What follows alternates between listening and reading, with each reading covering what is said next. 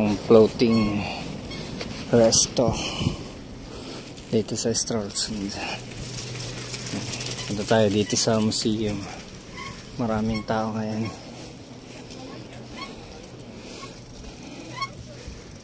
Ayan. Then yung museum ng Stralsund Fish Museum and Mammals. Ayan. May oras kaya pa labas para makapag-relax. Dito rin yung mga bilihan ng souvenir. There store.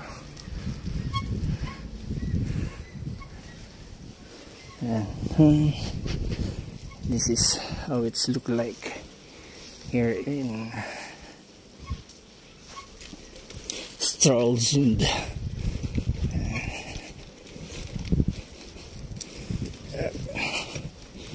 Into the bridge.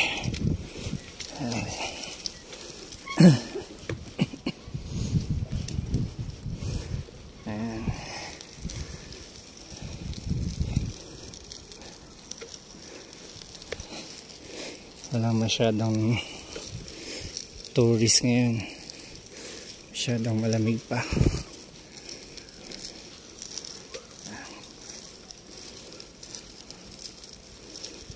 Hello. Ayan. Ito yung old boat nila dito. Ito yung Oceanium. Ayan. Mahal din yung entrance kaya dito lang tayo sa labas. And one of the oldest sailing boat here in Stralsund, Germany. Ganda.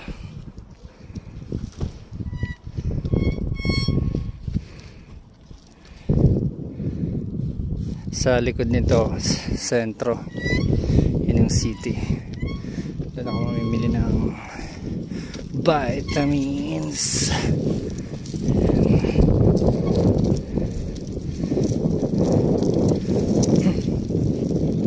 Pag summer, sobrang daming tao dito.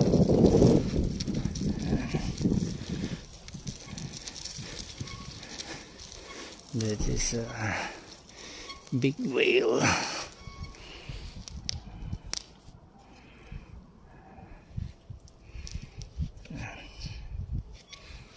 It's nice. Hindi pa ako nakapasok dito sa loob. Medyo mahal kasi sa kawalang oras para mag-ikot-ikot sa loob. Ayan.